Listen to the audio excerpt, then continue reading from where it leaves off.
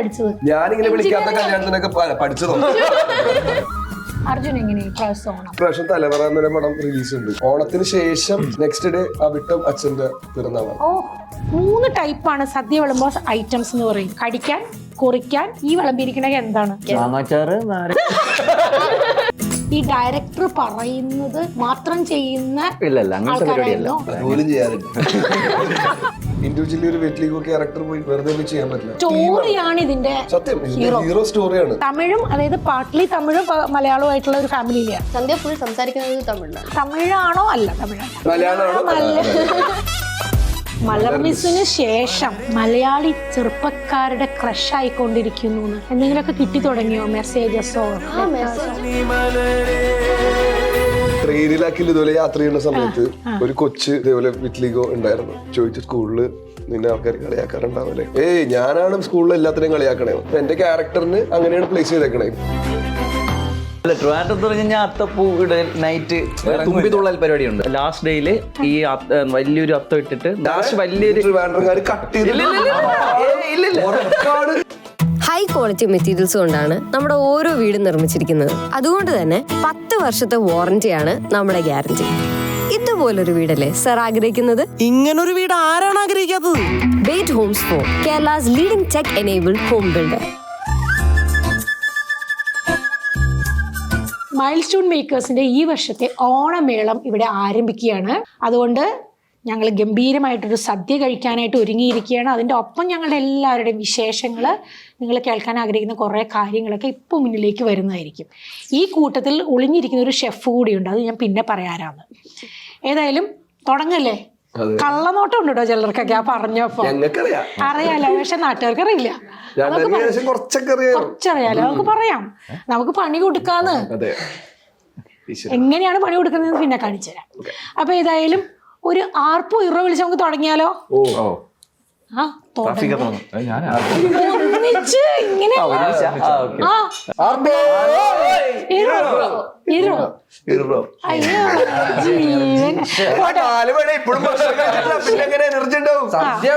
അല്ല, നമുക്കൊരു കാര്യം ചെയ്യാം. സദ്യ വരട്ടെ. സദ്യ കഴിച്ചു കഴിഞ്ഞാൽ നമ്മൾ ഒന്നുകൂടി വിളിക്കും. അപ്പൊ സദ്യ വരട്ടെ.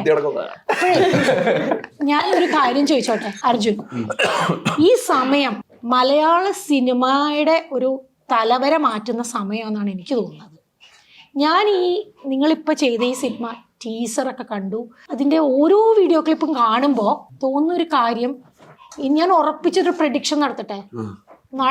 അത് നടന്നു കഴിഞ്ഞാൽ തിരിച്ചെനിക്ക് എന്താ തരണമെന്നുള്ള ഇന്ന് തന്നെ പറയും വേണം. ഈ സിനിമ ഏറ്റവും ചുരുങ്ങിയത് 100 ദിവസം ഓടും.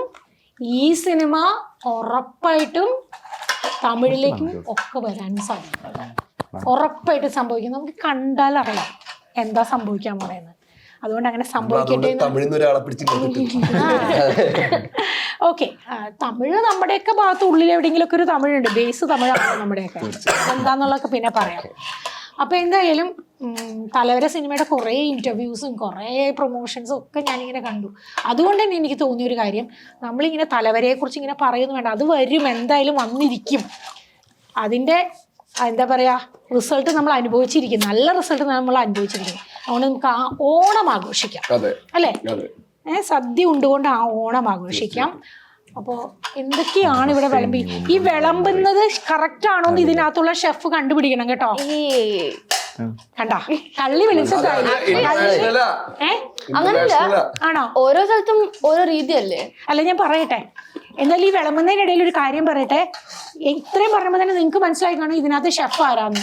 കള്ളിനറി ആർട്സ്, അതായത് ഭക്ഷണം എങ്ങനെയാണ് ഉണ്ടാക്കേണ്ടത്, വിളമ്പേണ്ടത്, കഴിക്കേണ്ടത് എന്നൊക്കെ പഠിക്കുന്ന ആർട്സാണ് കള്ളിനറി ആർട്സ്.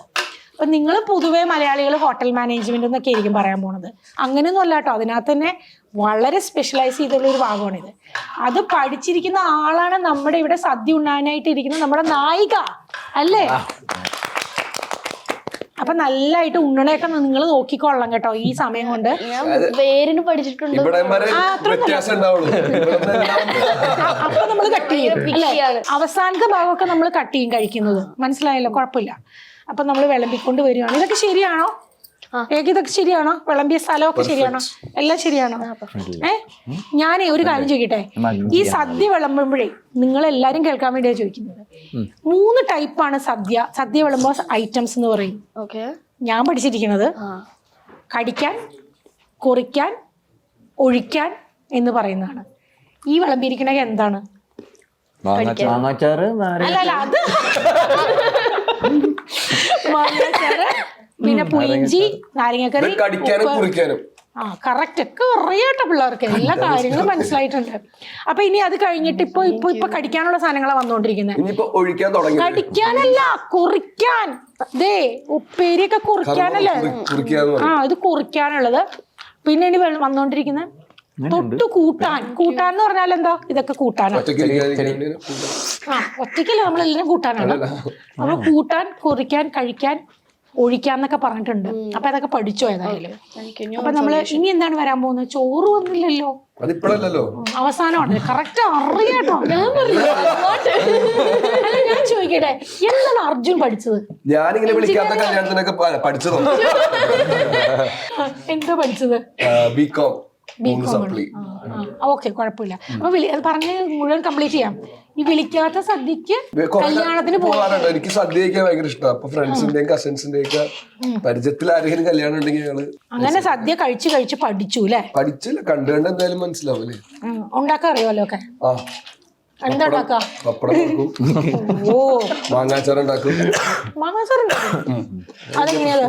മുളക് പൊടിയും വിനീഗറും. മാങ്ങയാണ് പൊട്ടിക്കും, എന്നിട്ട് ഇങ്ങനെ ചതയ്ക്കും, അതിനകത്ത് മുളക് പൊടിയും ഉപ്പും വിനീഗറും വിനാഗിരിയൊക്കെ ഇടുമല്ലേ? ഞങ്ങളുടെ നാട്ടിലെങ്ങനെയാ സള്ളാസ് ഉണ്ടാക്കും. സള്ളാസ് കൊച്ചിക്കാരുടെ ഒരു സാധനല്ലേ? കൊച്ചിയിലല്ലേ? സമ്മതിച്ചു, ഞാൻ ചോദിച്ചതാണ്. അതല്ലേ ഞാൻ ചോദിച്ചത്. സള്ളാസ് ഉണ്ടാക്കും. ഇതൊന്നുമില്ല, പഠിച്ചിട്ടുണ്ട്. പഠിച്ചിട്ടൊന്നുമില്ല, അറിഞ്ഞിട്ടുണ്ടെന്ന്. സത്യം പറഞ്ഞിട്ടോ, ഓണസദ്യയുടെ സമയത്താണ് ഈ എല്ലാ സത്യങ്ങളും വിളിച്ചു പറയുന്നത്. കസിൻസിന് അങ്ങനെ എല്ലാവർക്കും ഉണ്ടാക്കി കൊടുക്കില്ല. അപ്പൊ ഈ പ്രാവശ്യം ഓണം എങ്ങനെയാണ് ആഘോഷിക്കുന്നത് എല്ലാവരും? അർജുൻ എങ്ങനെയാ ഈ പ്രാവശ്യം ഓണം? മലയാള സിനിമയുടെ തലവരെ മാറ്റും, ഉറപ്പാണ്. അങ്ങനെ ഒന്നും ആരും പറയുള്ളൂ. പക്ഷെ എന്തായാലും വെറൈറ്റിക്ക് ഈ പ്രാവശ്യം തലവറ എന്നൊരു പടം റിലീസ് ഉണ്ട്. പിന്നെ പൂക്കളിടും, ഓണത്തപ്പന വെക്കും, മുണ്ടുടുക്കും, സദ്യ കഴിക്കും. ആക്ച്വലി അച്ഛന്റെ അമ്മയുടെ പിറന്നനാളാണ് തിരുവോണം. പക്ഷെ അച്ഛൻ്റെ അമ്മ മരിച്ചിട്ട് 4-5 വർഷമുണ്ട്. അങ്ങനെ ആഘോഷ പരിപാടികൾ കസിൻസും ബന്ധുവും അങ്ങനെ ഒന്നും ഇല്ല. ഓണത്തിന് ശേഷം നെക്സ്റ്റ് ഡേ അവിട്ടം അച്ഛന്റെ പിറന്നാളാണ്. അപ്പൊ നമ്മളെല്ലാം കൂടി ഓണത്തിന് 4 ദിവസം മുമ്പ് എന്റെ പിറന്നാണ്, വിശാഖം. ഇതെല്ലാം അങ്ങോട്ട് പോട്ടി റെഡി. അപ്പൊ അങ്ങനെ പിറന്നാളുകളും ഓണാഘോഷവും ഒക്കെ ഒരുമിച്ചാണ് നമുക്കെല്ലാം. മാത്രമല്ല ഇപ്പൊ അച്ഛനൊരു ഇടവേളയ്ക്ക് ശേഷം അച്ഛനിങ്ങനെ തള്ളി കയറി അങ്ങ് വരുവാണ്. ആൾക്കാർക്ക് അത്ര ഇഷ്ടപ്പെട്ട അവസ്ഥയിലാണ്.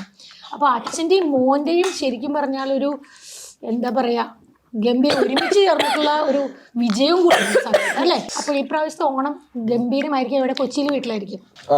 ഈ പൊതുവേ ഉണ്ടല്ലോ ഈ സിനിമാക്കാരൊക്കെ പറയുന്ന ഒരു കാര്യമാണ്.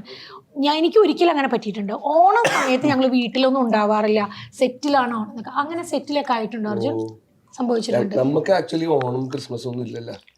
ഞാൻ ഒരു 5 വർഷമായിട്ട് ഈ ഇങ്ങനെ ഓണം പരിപാടിയൊന്നും ആഘോഷിച്ചിട്ടില്ല. അങ്ങനെയുള്ള ക്രിസ്മസ് നമുക്ക് ഞാൻ വർക്ക് ചെയ്യുന്നുണ്ട് അസിസ്റ്റന്റ് ആയിട്ട്. അപ്പൊ എന്തെങ്കിലും പരിപാടിയൊക്കെ ആയിട്ട് ഷൂട്ടിലായിരിക്കും. ഇപ്രാവശ്യം എന്റെ കല്യാണം കഴിഞ്ഞിട്ട് ഫസ്റ്റ് ഓണം. എന്നിട്ടും പക്ഷെ നമുക്ക് വേറെ വഴിയില്ല.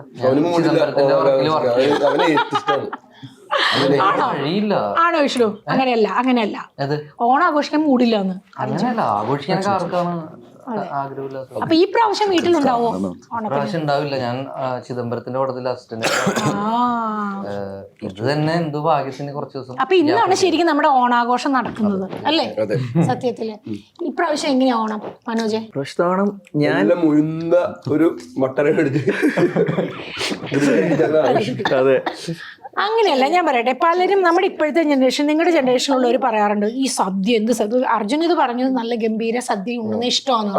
പക്ഷെ ചില ആൾക്കാർ നോൺ വെജ് വേണം എന്ന് പറയും. ചിലവർക്ക് സദ്യക്ക് വേണമെന്നില്ല. അതാ പറഞ്ഞ സദ്യക്ക് നോൺ വെജ് വിളമ്പുന്ന സ്ഥലമുണ്ട്. കോഴിക്കോടൊക്കെ പോയാൽ നോൺ വെജ് ആണ്. കോഴിക്കോട് ഓണത്തിന് പറഞ്ഞാൽ മീനും ഇറച്ചിയും ഒക്കെ തന്നെ വേണം. ഈ തമിഴ്നാട് സദ്യ ടോട്ടലി ഡിഫറെന്റ് ആണ്. എന്തൊക്കെയോ ന്യൂഡിൽസ് ഒക്കെ ഉണ്ടാവും അതിനകത്ത്. ഷൂ വൻപൊളി നമ്മള് മടുത്ത് പോകാൻ. അതിങ്ങനെ 3-4 കോഴ്സായിട്ട് വരും, പലതരത്തിലുള്ള rice, lemon rice, curd rice, carrot rice, തേങ്ങാ സാദം എന്നൊക്കെ പറഞ്ഞിട്ട് ഇങ്ങനെ കുറെ വരും. നമ്മൾ പക്ഷെ അങ്ങനെയല്ല, നമുക്ക് ഇത്രയേ ഉള്ളൂ. അപ്പൊ ഈ പ്രാവശ്യമാണ് ഓണം ആഘോഷിക്കുന്നത്. എങ്ങനെയാ റഫിയുടെ ആഘോഷം എങ്ങനെയാ ഇപ്രാവശ്യം? റഫി തുടങ്ങി ഇവിടെ. അതൊന്നും കേൾക്കുന്ന കൂടി ഇല്ലാട്ടോ, നമ്മള് പറയുന്നൊന്നും കേൾക്കുന്ന കൂടി ഇല്ല അവിടെ. നെയ്യ് ഒഴിച്ചോളൂ, സന്തോഷം. കുറയ്ക്കണ്ട, കുറച്ചും കൂടി ആവാം. മതി. റഫി ഈ പ്രാവശ്യം ആഘോഷം എവിടെയായിരിക്കും? വീട്ടിലായിരിക്കും. വീട് കൊല്ലം കൊട്ടാരക്കര. ഞാൻ ഒരു കാര്യം ഇപ്പൊ കൊല്ലം എന്ന് പറഞ്ഞുകൊണ്ടാണ്, ഇതിനകത്ത് കൊല്ലംകാരും എന്താ പറയാ എറണാകുളംകാരും തിരുവനന്തപുരം അല്ലേ മനോജിനാട്, പക്ഷെ ഈ സിനിമയില് പാലക്കാടാണ് അല്ലേ? അപ്പൊ പാലക്കാട് ഭാഷ നമുക്കൊന്ന് ഉഷാറാക്കിയാലോ? പാലക്കാട് ഭാഷ സംസാരിക്കാൻ ഇപ്പൊ പഠിച്ചില്ലേ എല്ലാരും? ഞാൻ ഫുഡ് കഴിക്കുമ്പോ സംസാരിക്കാം. എന്നാലും പാലക്കാട് ഭാഷ ഭയങ്കര രസം. പണ്ട് നമ്മള് ആരും മിണ്ടുന്നില്ല, ശരിയല്ല കേട്ടോ, ശരിയല്ല. സദ്യ നിർത്തി വെക്കണം, ഇവരാരും മിണ്ടുന്നില്ല. ശരിയാ. നമ്മുടെ കൂടെ ഒരു പാലക്കാട്ടുകാരനുണ്ട്. ഞങ്ങൾ ഷൂട്ടിന് ഒരു 5 ദിവസം മുമ്പ് അവിടെ പോയി സെറ്റിലായി, എല്ലാവരും ഒന്ന് മിംഗിളായി ഭാഷ പഠിക്കാൻ വേണ്ടി പോയതാ. ഒരു പരിധി വരെ നമ്മള് പിടിക്കാൻ ശ്രമിച്ചിട്ടുണ്ട്. അപ്പൊ പാലക്കാട് ഭാഷ ഷൂട്ട് കഴിഞ്ഞ പിന്നെ വിട്ടു. ഇനി വയ്യ തന്നെ അല്ല, അത് നമ്മൾ കൊച്ചിയിലേക്ക് എത്തി 3-4-5 മാസമായി. സ്ലാങ് ചെറുതായിട്ട് വിട്ടുപോയി. അപ്പൊ പാലക്കാട് അറിയുന്നവനെ ഈ പരിപാടിക്ക് വിളിച്ചിട്ടില്ല. അത് പറയാതിരിക്കാൻ വേണ്ടിട്ട്. അതുകൊണ്ടല്ല, കസേരയുടെ എണ്ണം കുറവൊന്നും. ഞാൻ സത്യത്തിൽ എന്താ വിചാരിച്ചെന്നറിയോ, പാലക്കാട് ഭാഷ നിങ്ങൾക്ക് സെറ്റ് ആയിട്ടുണ്ട് ഇപ്പൊ, അതുകൊണ്ട് ഇനി പറയാൻ പറ്റും. ചെറുതായിട്ടൊക്കെ സെറ്റ്.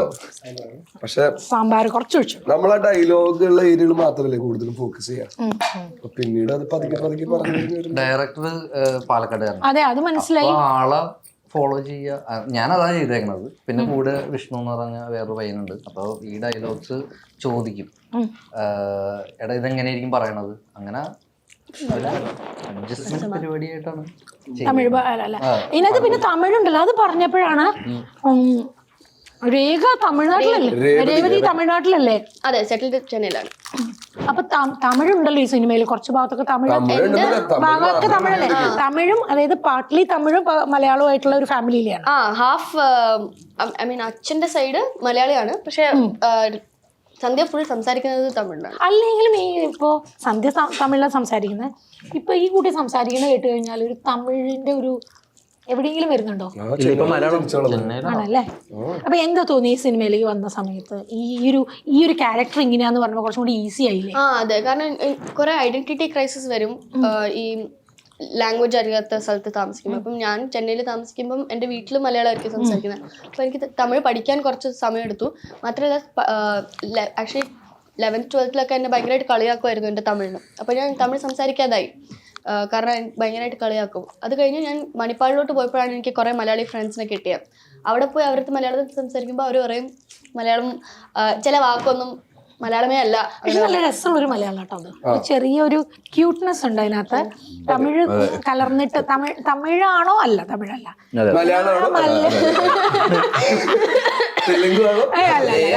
നല്ല ക്യൂട്ടായിട്ടാണ് സംസാരിക്കുന്നത്. അപ്പൊ അത് ഭയങ്കര രസമായിട്ട് തോന്നി. പിന്നെ ഇപ്പൊ ഞാൻ പറയുന്നത് കേട്ടു, എല്ലാരും പറയുന്നത് കേട്ടു, ഈ നാഗവല്ലിയെ വിട്, മലർമിസിന് ശേഷം മലയാളി ചെറുപ്പക്കാരുടെ ക്രഷ് ആയിക്കൊണ്ടിരിക്കുന്നു. എന്തെങ്കിലുമൊക്കെ കിട്ടി തുടങ്ങിയോ? മെസ്സേജസോ? മെസ്സേജ് കുറെ കിട്ടിയിട്ടുണ്ട്. ലൈക്ക് ആ സോങ് റിലീസായിട്ട് പിന്നെ നമ്മൾ പ്രൊമോഷന്റെ ഭാഗമായിട്ട് പോകുമ്പോഴൊക്കെ എനിക്ക് കുറെ മെസ്സേജ് ഇൻസ്റ്റാഗ്രാമിൽ വരും, ഇങ്ങനെ ടാഗ് ഒക്കെ ചെയ്തിട്ട് മലർ മിസ്സിനെ കമ്പയർ ചെയ്ത്. പക്ഷെ എനിക്ക് കീപ്പ് ചെയ്യാൻ പറ്റുന്ന ഒരു എക്സ്പെക്ടേഷൻ ആണെന്ന് എനിക്ക് തോന്നില്ല, കാരണം അത് ഭയങ്കര ഒരു വലിയ എക്സ്പെക്ടേഷൻ ആണ്. പ്ലസ് മലർ മിസ് വേറെ ലീഗാണ്, വേറെ ഡിഫറെൻറ്റ് ഇതാണ്.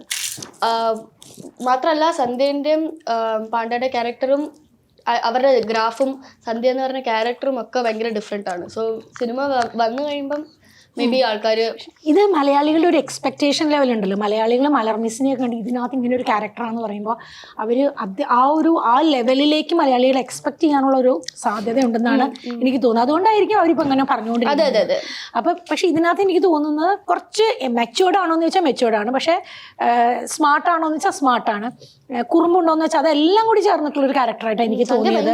ഒരു റിലേറ്റ് ചെയ്യാൻ പറ്റുന്ന ഒരു ക്യാരക്ടർ എനിക്ക് മാത്രമല്ല, ഐ തിങ്ക് എല്ലാ വിമൻ ഓർ മെൻ ആക്ച്വലി മെന്ന് എങ്ങനെയാണ് ഐഡിയൽ വിമണിനെ കാണുന്ന പോലത്തെ ഒരു ക്യാരക്ടറാണ് സന്ധ്യ. ഭയങ്കര ബോൾഡ്, സ്മാർട്ട്, സപ്പോർട്ടിങ്, കെയറിങ് ക്യാരക്ടറാണ് സന്ധ്യ. സോ അർജുൻ ഇപ്പൊ പറഞ്ഞപ്പോഴാണ് ഈ ഒരു ക്യാരക്ടറിനെ പറ്റി പറഞ്ഞപ്പോൾ ഈ പണ്ട് എൻ്റെ കൂടെ UC കോളേജിൽ എൻ്റെ കൂടെ പഠിച്ചിരുന്ന ഒരു മനോജ് ഉണ്ടായിരുന്നു. മനോജ് ഉണ്ടായിരുന്നു. ആ മനോജ് അല്ല, ഈ മനോജ്. ആ മനോജിന് വിറ്റ്ലിഗോണ്ട്, പാണ്ഡുരോഗമുണ്ട്. അപ്പൊ മനോജും ഞങ്ങളുടെയൊക്കെ ഭയങ്കര അടുത്ത സുഹൃത്താണ്. ആദ്യമൊക്കെ ചെന്ന സമയത്ത് എല്ലാവർക്കും ഒരു എന്താ പറയാ, ഇങ്ങനെ എങ്ങനെയായിരിക്കും ഇടപെടുമോ എന്നൊക്കെയുള്ള ഒരു കൺഫ്യൂഷൻ ഉണ്ടായിരുന്നു കേട്ടോ. പക്ഷെ മനോജ് ഭയങ്കര കൂളായിരുന്നു. മനോജിന് ഇതൊരു വിഷയമേ അല്ല. എന്നിട്ട് ഒരിക്കലും ഒരു തമാശ ഉണ്ടായി. എന്തോ ഒരു സംഭവം നടന്ന സമയത്ത് 2-3 മനോജ്മാരുണ്ട്. ഒരു മനോജ് നായരുണ്ട്, മനോജ് വർഗീസ് ഉണ്ട്, ഈ മനോജ് ഉണ്ട്. ഈ മനോജിന് മനോജ് മോസസ് ഇവിടെ ഉണ്ട്. അപ്പൊ മനോജ് ആണെന്ന് തിരിച്ചറിയാൻ വേണ്ടിയിട്ട് ആരെയെ വിളിച്ചിട്ട് ഏത് മനോജാടാ വിളിച്ചു. അതെ, പാണ്ഡ മനോജ്, അവൻ തന്നെ പറയാണ്. അപ്പൊ ഞങ്ങൾ പറഞ്ഞു ഓഹേ പാണ്ഡ മനോജ് അല്ലേ. അപ്പോൾ പറഞ്ഞ് ഇപ്പോഴും ഞങ്ങൾക്ക് പണ്ട് UC കോളേജിൽ പഠിച്ചിരുന്നവർക്കൊക്കെ അറിയാൻ പറ്റുമായിരിക്കും. ഇപ്പോഴും ഞങ്ങൾ പറയുമ്പോൾ ഏത് മനോജാന്ന് പറയുമ്പോൾ മനോജ് തന്നെ പരിചയപ്പെടുത്തുന്ന ഞാൻ പാണ്ഡ മനോജ്. അവൻ അതിൽ ഒരു കുറവും കണ്ടിട്ടില്ല. അത് ഭയങ്കര കോൺഫിഡൻസോട് കൂടിയാണ് പറയുന്നത്. പക്ഷെ രസം എന്താണെന്നറിയോ, ഇപ്പൊ കാണുമ്പോൾ ആ മനോജിന് അത്രയും പാണ്ടില്ല. റിവേഴ്സ് ആവും ചിലവർക്ക്. ഇത് ശരിക്കും പറഞ്ഞാൽ ഒരു വലിയ മെസ്സേജ് കൂടിയാണ് ഈ സിനിമ തോന്നുന്നു. ഈ ക്യാരക്ടർ എടുത്തപ്പോൾ അർജുൻ എന്താണ് ആദ്യം കുറച്ച് അപ്രിഹെൻഷൻസ് ഉണ്ടായിരുന്നു? എനിക്ക് ഈ ക്യാരക്ടർ എനിക്ക് ആക്ച്വലി ഇഷ്ടപ്പെട്ടതിന്റെ കഥയാണ്. ഇതിന് ബോധർ ചെയ്തിട്ടില്ല. എനിക്ക് ഇൻഡിവിജ്വലി ഒരു വീട്ടിലേക്ക് ക്യാരക്ടർ പോയി വെറുതെ പോയി ചെയ്യാൻ പറ്റില്ല. അതിന് പ്രോപ്പർ ആയിട്ടുള്ള സോളിഡ് ആയിട്ടുള്ള സപ്പോർട്ടീവ് ആയിട്ടുള്ള നറേഷൻ വേണം. വേണ്ട, നല്ല അടിപൊളി ഒരു സ്ക്രീൻ പ്ലേ വേണം. അത് പറയേണ്ട രീതിയിലായിരിക്കണം പറയേണ്ടത്. അപ്പോ അതെല്ലാം ഒത്തി ഈ പടത്തിൽ വന്നു. പിന്നെ വേറൊന്ന്, ഈ നമുക്ക് പ്രേമം പോലെയുള്ള ചില സിനിമകളിൽ നമുക്കറിയാം ഈ ആ പ്രായത്തിലുള്ള ആൺകുട്ടികളുടെ ഒരു കൂട്ടായ്മ, അതിൻ്റെ ഒരു എന്താ പറയുക വൈബ് എന്ന് പറയുന്നുണ്ടല്ലോ, അത് ഭയങ്കരമായിട്ട് ഒരു കാലം കഴിയുമ്പോൾ പ്രേമത്തിൻ്റെ കാലത്തിന് വെച്ചാൽ നമുക്കറിയാം ഇവിടെ നാട്ടിൽ എന്ത് ഫംഗ്ഷൻ ഉണ്ടെങ്കിലും എല്ലാവരും ജോർജിനെ പോലെ കറുത്ത ഷർട്ടും മുണ്ട് കൊടുത്തിട്ടാണ് എല്ലാ ഫംഗ്ഷനും പോയിക്കൊണ്ടിരുന്നത്.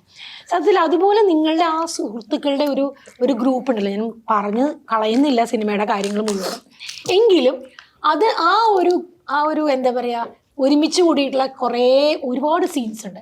ആ സീൻസിൽ എങ്ങനെയായിരുന്നു നിങ്ങൾ അതിനെ എങ്ങനെയാണ് കണ്ടിരുന്നത്? രസമായിരുന്നു മനോജ്? അത് പിന്നെ ഉറപ്പായിട്ടും നമ്മളെല്ലാവരും ഒരേ വേവ് ലെങ്ത് ഉള്ള. ഞാൻ ചോദിക്കാൻ കാരണം എന്താ വെച്ചാൽ ഒരേ വേവ് ലെങ്ത് മാത്രമല്ല, ഈ ഡയറക്ടർ പറയുന്നത് മാത്രം ചെയ്യുന്ന ആൾക്കാരായിരുന്നോ? അല്ലല്ല, നമുക്ക് സ്പേസ് തരുന്നുണ്ടല്ലോ ഡയറക്ടർ, അത് തന്നെ വലിയ കാര്യമാണ്. അപ്പൊ നമ്മളും പറയുന്നതും അത് പുള്ളി അക്സെപ്റ്റ് ചെയ്തിട്ട് ആ ചെയ്തോ എന്ന് പറയുമ്പോഴത്തേക്കും നമുക്ക് കുറച്ചുകൂടെ വർക്ക് ചെയ്യാൻ പറ്റും നന്നായി. പിന്നെ ഉറപ്പായിട്ടും എല്ലാവരും സ്പോട്ടിൽ തന്നെ ചിലപ്പോ സാധനങ്ങൾ അടിച്ചു കഴിയുമ്പോ എന്റെ കയ്യിൽ നിന്ന് അറിയാണ്ട് ചിരിച്ചു. പിന്നെ ആ ചിരി ഒതുക്കാൻ കുറച്ച് സമയം എടുക്കും. അങ്ങനെ ഏതെങ്കിലും ഒരു മൊമെന്റ് ശരിക്കും പറഞ്ഞാൽ ഹൈഡ് ചെയ്തിട്ടുണ്ട്, ശരിക്കും ചിരി വന്നിട്ട് കൺട്രോൾ പോയത്? ഞങ്ങൾ ഒരുമിച്ചുള്ള സീൻസ് എല്ലാം പുറമെ നോക്കുമ്പോ കളിയാക്കി ചിരിക്കണമെന്നിരിക്കും, പക്ഷെ അതല്ല, ഉള്ളിൽ നിന്ന് പിടിച്ചിരിക്കാൻ പറ്റില്ല ചില പോയിന്റ്. റാഫിയും വിഷ്ണു എന്ന് പറഞ്ഞാണ് വേറൊരു ആളുണ്ട്, വിഷ്ണുദാസ്. അവനുമാണ് നൈസായിട്ട് മിണ്ടൊന്നുമില്ല, പക്ഷെ ഒരു ഡയലോഗ് അടിച്ചിട്ടങ്ങോട്ട് പോകും. എനിക്ക് ചിരി കൺട്രോൾ ചെയ്യാൻ ബുദ്ധിമുട്ടാണ്. അപ്പൊ ചിരിച്ചു പോയിട്ടുണ്ട് എവിടെയെങ്കിലും? ഏതോ ഒരു സിനിമയിൽ എനിക്ക് കട്ട് ചെയ്യേണ്ടി വന്നിട്ടുണ്ട്. ഒരിക്കലും ഏതൊരു ആർട്ടിസ്റ്റ് പറഞ്ഞു കേട്ടിട്ടുണ്ട്, കൺട്രോള് പോയിട്ട് അവസാനം തിരിഞ്ഞു നിന്ന് ഡയലോഗ് പറഞ്ഞു. ദിലീപേട്ടൻ തന്നെ അതെ, തിരിഞ്ഞു നിന്ന് ഡയലോഗ്. അപ്പൊ ഉണ്ടായിട്ടുണ്ട് അല്ലേ? അതുപോലെ തന്നെ ചില മലയാള സിനിമകളിൽ, പഴയ മലയാള സിനിമ, എനിക്ക് തോന്നുന്നു വിയറ്റ്നാം കോളനിയാന്ന് തോന്നുന്നു, ആ സ്റ്റെയർ കേസിന്റെ മേളിലോട്ട് ഇങ്ങനെ കയറി പോകുന്ന സമയത്ത് നിങ്ങൾ എല്ലാവരും ചുറ്റും ഇരുന്നിട്ട് വായി നോക്കുന്ന ഒരു അവസ്ഥയുണ്ടല്ലോ. അങ്ങനെ തന്നെ ഞാൻ പറയുവാണ് അല്ലേ? അപ്പൊ അതൊക്കെ ശരിക്കും പറഞ്ഞാൽ എനിക്കൊണ്ട് എല്ലാ ജനറേഷനിലുള്ള ആൾക്കാരെയും ഇത് ടേക്ക് കെയർ ചെയ്യുന്നുണ്ട് ഈ പടം. നോട്ട് ഓൺലി ഇപ്പൊ നമുക്ക് പറയാം, ചിലപ്പോൾ പറയും ഈ പറഞ്ഞ യങ്സ്റ്റേഴ്സിന്റെ പടമാണെന്ന് പറഞ്ഞ് മാറ്റി നിർത്തണ്ട, പ്രായമുള്ളവരുടെ പടമാണെന്ന് പറഞ്ഞ് മാറ്റി നിർത്തണ്ട, പക്ഷെ this is taking care of every generation.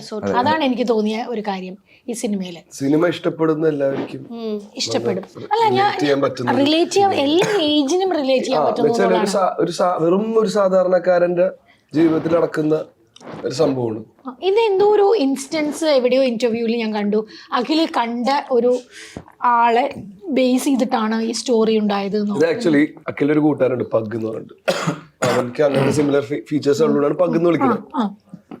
അപ്പൊ ഈ കഥ എഴുതിയത് അങ്ങനത്തെ ഒരാളെ വെച്ചിട്ടായിരുന്നു. അപ്പൊ പ്രൊഡ്യൂസർ ഷെബിൻ പറഞ്ഞ് അങ്ങനത്തെ ഒരാളെ കണ്ടുപിടിക്കാനും ചെയ്യാനും കുറച്ച് ബുദ്ധിമുട്ടായിരിക്കും, അപ്പൊ നമ്മളത് വേറെ രീതിക്ക് ആലോചിക്കണം. അപ്പൊ അങ്ങനെ പിന്നെ എങ്ങനെയാണ് ഈ വ്യക്തിയിലേക്ക് എത്തിയത്? വരട്ടെ. ആവേശം കൊണ്ട് ചോദിച്ചു പോയതാ. ട്രെയിനിലാക്കി ഇതുപോലെ യാത്ര ചെയ്യുന്ന സമയത്ത് ഒരു കൊച്ച് ഇതേപോലെ വിറ്റ്ലിഗോ ഉണ്ടായിരുന്നു. അപ്പൊ ഇവൻ ഇങ്ങനെ കുറെ പരിപാടികളൊക്കെ കണ്ടപ്പോ അഖിലിനൊരു സങ്കടം തോന്നിയിട്ട് ചോദിച്ചു, സ്കൂളില് നിന്നെ ആൾക്കാർ കളിയാക്കാറുണ്ടാവല്ലേ? അപ്പൊ നേരെ ഓപ്പോസിറ്റ് റിപ്ലൈ, ഏയ് ഞാനാണ് സ്കൂളിൽ എല്ലാത്തിനെയും കളിയാക്കണേ. അപ്പൊ നേരത്തെ മനോജിന്റെ കാര്യം പറഞ്ഞില്ലേ, അതേപോലെ ആ കൊച്ച് ഭയങ്കര കോൺഫിഡന്റും ഇത് കെയർ ചെയ്യാത്തൊരു. അപ്പൊ അവന് ഇതാണ് സ്ട്രൈക്ക് ചെയ്തത്. അപ്പൊ എന്റെ ക്യാരക്ടറിന് അങ്ങനെയാണ് പ്ലേസ് ചെയ്തേക്കണേ. ഇവന് ഇതൊരു പ്രശ്നമല്ല, പക്ഷെ എന്നാലും എവിടെയൊക്കെ ചെറിയ ഇൻസെക്യൂരിറ്റി ഉള്ളതുകൊണ്ടാണ് ഫുൾ സ്ലീവും ഫുൾ ബട്ടൺ ഒക്കെ ചെയ്ത് പോണേ. പക്ഷെ അത് പിന്നെ ഒരു ഘട്ടം എത്തുമ്പോൾ അത് മാറുന്നുണ്ട്. അത് കാരണം ഒരാള് ജീവിതത്തിലേക്ക് വരുമ്പോ മാറ്റം വരുന്നതാണ്. ഈ സിനിമയില് ചേട്ടാ പായസം കഴിച്ചു കഴിഞ്ഞോ? ടിഷ്യൂ വരും കേട്ടോ. അപ്പൊ ഇതൊന്നും തൊടുന്നില്ല? അത് എനിക്ക് ഇപ്പൊ ആവശ്യമുള്ള, ഞാൻ ഓൾറെഡി കഴിച്ചിട്ടാണ് ഇരുന്നത് സദ്യ. ഇനി നമുക്ക് ഓണത്തിലേക്ക് തന്നെ വരാം. ഞാൻ ഈ അറിയാണ്ട് സിനിമയിലേക്ക് തന്നെ പോയിക്കൊണ്ടിരിക്കുകയാണ്. എങ്ങനെയാ ഈ ചെന്നൈയിലെ ഓണം? അമ്മ പ്രിറ്റി സ്ട്രിക്റ്റ് ആണ്. ഓണം നമ്മള് അയ്യോ പാവം വിഷ്ണുവിന് കഴിക്കണമെന്നുണ്ടായിരുന്നു. ഇപ്പൊ പറഞ്ഞു എന്തെന്ന് ബോളിയും പായസോ? എന്റെ ഫേവറേറ്റാ. Vishnu told today only he wanted bowli. പറയട്ടെ. അപ്പം നമ്മള് അമ്മ സദ്യ ഉണ്ടാക്കും. മുമ്പ് നമ്മള് 10 ദിവസം പൂക്കളം ഇടുമായിരുന്നു. ഇപ്പം സമയമില്ലാത്തോണ്ട് മേ ബി ലാസ്റ്റ് ദിവസം മാത്രമേ പൂക്കളം ഇടത്തുള്ളൂ. അല്ലാതെ നമ്മള് നമ്മുടെ വീട്ടില് ഓണം ആഘോഷിക്കാന്ന് എല്ലാവർക്കും അറിയായിരിക്കും. കാരണം നമ്മൾ എല്ലാവരും ഡ്രസ്സപ്പ് ചെയ്ത് ആരും അവിടെ ഒന്നും ചെയ്യുന്നുണ്ടാവില്ല. ഞങ്ങൾ മാത്രം ഓണത്തിന് ഉടുപ്പൊക്കെ ഇട്ടിട്ട് നമ്മൾ തിരുവാതിരയൊക്കെ കളിക്കും. കൂടി എന്റെ സിസ്റ്റേഴ്സും ഞാനും കുറച്ച് പതിട്ടോ അമ്മ. അപ്പൊ നമ്മള് പൂക്കളം ചുറ്റും തിരുവാതിരയൊക്കെ കളിക്കും. പിന്നെ വലുതായി കഴിഞ്ഞാൽ നമ്മൾ കുറച്ച് പതിയെ നിർത്തി. പിന്നെ ഇപ്രാവശ്യം മോസ്റ്റ്ലി ചേച്ചിയുടെ വീട്ടിലായിരിക്കും. ഹലോ, തിരുവാതിരകളി ഓണത്തല്ല അല്ലേ? ചുമ്മാ പറയാ അർജുൻ അതൊക്കെ. അപ്പൊ ഇപ്രാവശ്യം ഒരു സ്പെഷ്യൽ ഓണമാണ്. ഇത്രയും കാലത്തെ പോലെയുള്ള ഒരു ഓണം അല്ലേ? എന്റെ ചേച്ചിയുടെ വീട്ടില് നമ്മൾ 4 ജനറേഷൻസ്, എന്റെ അമ്മൂമ്മ, എന്റെ വല്യമ്മ, ചേച്ചിയുടെ മോള്, 4 ജനറേഷനും കൂടെ ചേർന്ന് ആഘോഷിക്കണം എന്നാണ്. അപ്പൊ മഞ്ചേരിയിലായിരിക്കും ഈ പ്രാവശ്യത്തോ. Note the point. മഞ്ചേരിയിലുള്ള മലയാളികളോടാണ് പറയുന്നത് ഈ പ്രാവശ്യം. പക്ഷെ ശരിക്കും കൊല്ലംകാരിയല്ലേ? അതെ, ചേച്ചി കല്യാണം കഴിച്ചു പോയത് മഞ്ചേരിയിൽ. അതുകൊണ്ടാണ് അങ്ങനെ അവിടെ പോയി ആഘോഷിക്കാന്ന് വെച്ചത്. പിന്നെ ഇനിയിപ്പൊ ഞാനൊരു കാര്യം ചോദിച്ചു, ഇത്രയും പറഞ്ഞുകൊണ്ട് പറയാം, മാവേലിക്കരയായിട്ട് എന്തൊരു ബന്ധമില്ലേ? അച്ഛൻ മാവേലിക്കരയാണ്. ഈ ഓണവും മാവേലിക്കരയായിട്ടൊരു ബന്ധമുണ്ട്. എന്താ അറിയാവോ? ആർക്കെങ്കിലും പറയാൻ പറ്റുമോ? മാവേലി ഉണ്ട്. അത് പേരില് മറ്റൊരു കാര്യം കൂടെ ഉണ്ട്. മാവേലിയുടെ നാട് അവിടെയാണോ? മാവേലിയുടെ നാട് എവിടെയാണോന്ന് നമുക്ക് ഇപ്പോഴും കൃത്യമായിട്ട് അറിഞ്ഞിട്ടില്ല. നിങ്ങളെ തൃക്കാക്കരയാണോ സംശയമുണ്ട്? പിന്നെ ശരിക്കുള്ള സ്ഥലം ഏതാ? ഫോർട്ട്. ഞാനൊരു കാര്യം പറയട്ടെ. ഈ മാവേലിക്കര എന്ന് പറയുന്ന സ്ഥലത്തിന് പഴയൊരു പേരുണ്ടായിരുന്നു. അതറിയാവോ? അതിന്റെ പേരാണ് ഓണാട്ടുകര. കേട്ടിട്ടുണ്ടോ? ഓണം അവിടെ കേട്ടിട്ടുണ്ടോ? ഓണം അവിടെയാണ് ആദ്യം ആഘോഷിച്ചിരുന്നതെന്നാണ് പറയപ്പെടുന്നത്. പിന്നെ ഇനി വേറൊരു കാര്യം, ഈ നായി ഒന്ന് പറയാൻ നോക്കാം. ഈ ഓണമായിട്ട് ബന്ധപ്പെട്ടൊരു സ്ഥലം തമിഴ്നാട്ടിലുണ്ട്, എല്ലാവർക്കും അറിയുന്ന ഒരു സ്ഥലം. ഇനി ക്ലൂ, നമ്മളെല്ലാരും അടിച്ചു പൊളിക്കാൻ പോണ സ്ഥലം അത്. പോണ്ടിച്ചേരിയോ? കോയമ്പത്തൂരും ഓണമായിട്ട് എന്ത് ബന്ധം? അല്ല, മധുരയല്ല. നമുക്ക് ഇപ്പൊ മനസ്സിലായി അർജുന ഗോവ, തമിഴ്നാട്ടിലാണോ ഗോവ? എവിടെയാണ് അടിച്ചു പൊളിക്കാൻ അല്ലെങ്കിൽ നല്ല രസമുള്ള ബീച്ചൊക്കെ ഉള്ളൊരു സ്ഥലമാണ് ചെന്നൈ. രാമേശ്വരം അല്ല, ചെന്നൈയും അല്ല, മെറീന ബീച്ചില് ഓണമായിട്ട് ബന്ധമുള്ള സ്ഥലം കന്യാകുമാരിയാണ്. കറക്റ്റ്. ഇവിടെ പറഞ്ഞു, അവിടെ ഉത്തരം പറഞ്ഞു. മഹാബലിപുരം തമിഴ്നാട്ടിലല്ലേ? പിന്നെ നാടായിരിക്കും. ഇനിയിപ്പോ മറ്റൊരു കാര്യം, ഈ ഇദ്ദേഹത്തിന്റെ ഓണത്തെ കുറിച്ച് പറഞ്ഞു. ഇവിടെയൊക്കെ ഓരോരുത്തരും ഓരോ നാട്ടിലും ഓരോ ഡിഫറെന്റ് ഓണമായിരിക്കും. കൊല്ലത്ത് എങ്ങനെയാണോ ഓണം ആഘോഷിക്കുന്നത്? അവിടെയാണ് കൊല്ലം. ഇപ്പൊ പക്ഷെ പണ്ടത്തെ പോലെയല്ലല്ലോ. പണ്ട് നമ്മള് ഓണം എന്ന് പറഞ്ഞാൽ ഓണത്തിന്റെ ഒരു ദിവസം മാത്രമേ സദ്യയും പരിപാടികളൊക്കെ ഉള്ളൂ. ഇപ്പൊ എല്ലാ ദിവസവും എപ്പോ വേണമെങ്കിലും സദ്യ കിട്ടും എന്നുള്ള അവസ്ഥയെത്തി. അപ്പൊ അത് മാത്രമാണോ ഓണം? മിക്ക ദിവസവും കല്യാണമൊക്കെ ഉണ്ടാവും. അല്ല, അത് മാത്രമാണോ ഓണം? ഓണം എന്ന് പറയുന്ന സദ്യ മാത്രം. ഓണം എന്ന് പറയുമ്പോ സദ്യയിൽ ഓർമ്മ വരിക. അല്ല ട്രിവാൻഡ്രത്ത് വേറെയാണ്. അതെന്താണ് ആ പറയുന്നത്? അല്ല ട്രിവാൻഡ്രത്ത് പറഞ്ഞു കഴിഞ്ഞാൽ അത്തപ്പൂ ഇടൽ നൈറ്റ് തുള്ളിത്തുള്ളൽ പരിപാടിയുണ്ട്. തുള്ളിത്തുള്ളൽ അങ്ങനെ ഒരു പരിപാടിയുണ്ട് ട്രിവാൻഡ്രത്ത്. അതായത് അല്ല നമ്മള് ലാസ്റ്റ് 10 ദിവസം അത്തം ഇടും. ഫസ്റ്റ് ഡേ സെക്കൻഡ് ഡേ അങ്ങനെ 10 ദിവസം. ലാസ്റ്റ് ഡേയില് ഈ വലിയൊരു അത്തം ഇട്ടിട്ട് നല്ല ഭയങ്കര വലുതായിരിക്കും. ലാസ്റ്റ് ദിവസം അത്തം ഇടും. എന്ത് പറഞ്ഞ അത്ത ആദ്യത്തെ ദിവസം ഇടുക. അത്തം എന്ന് പറഞ്ഞ ഫസ്റ്റ് ഡേ. നമ്മൾ ട്രിവാൻഡ്രത്ത് അങ്ങനെയല്ല പറയുന്നത്. അത്തം 10 തിരുവോണം. തിരുവോണത്തിന് അത്തം എന്നാണ് പറയുന്നത്. അത്തം തിരുവോണം മൊത്തം കൺഫ്യൂഷൻ. ഓക്കെ എന്താവട്ടെ. അപ്പം ലാസ്റ്റ് വലിയൊരു ട്രിവാൻഡ്രംകാര് കട്ട് ചെയ്ത്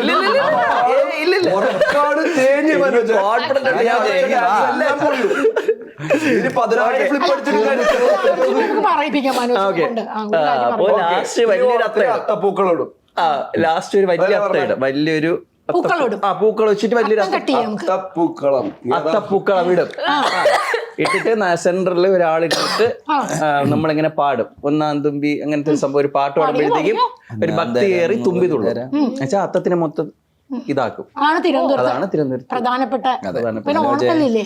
ഓണത്തല്ലുണ്ട് അവിടെ ഏതെങ്കിലും ഏരിയയിലൊക്കെ നടക്കും. നമ്മളങ്ങോട്ടൊന്നും പോവാത്തോണ്ട് ഇല്ല. അതറിയാൻ മതി. എന്നാ ഇനിയിപ്പോ ഇത്രയും തെറ്റ് പറഞ്ഞ സ്ഥിതിക്ക് ഞാൻ പറയട്ടെ, അത്തം മുതൽ തിരുവോണം വരെയുള്ള എല്ലാ ദിവസങ്ങളിലും നക്ഷത്രങ്ങൾ പറയാൻ പറ്റുമോ? അതൊന്നും അങ്ങനെയൊക്കെ ചോദിച്ചു കഴിഞ്ഞാൽ ആർക്കും രക്ഷയില്ല. ലാസ്റ്റത്തെ തിരുവോണം, തിരുവോണം ആദ്യത്തെ. പിന്നെ അതിന്റെ ഇടയിലുള്ളതൊക്കെയോ ഞങ്ങളുടെ നാളുണ്ട് വിശാഖം. കറക്റ്റ്. വിശാഖം, അനീടം, തൃക്കേട്ട. പിന്നെ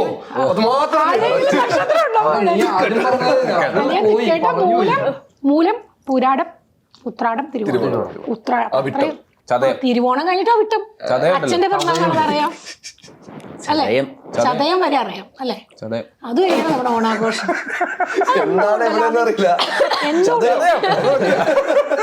ചതയം എന്തോ ഉണ്ടെന്ന് അറിയാം.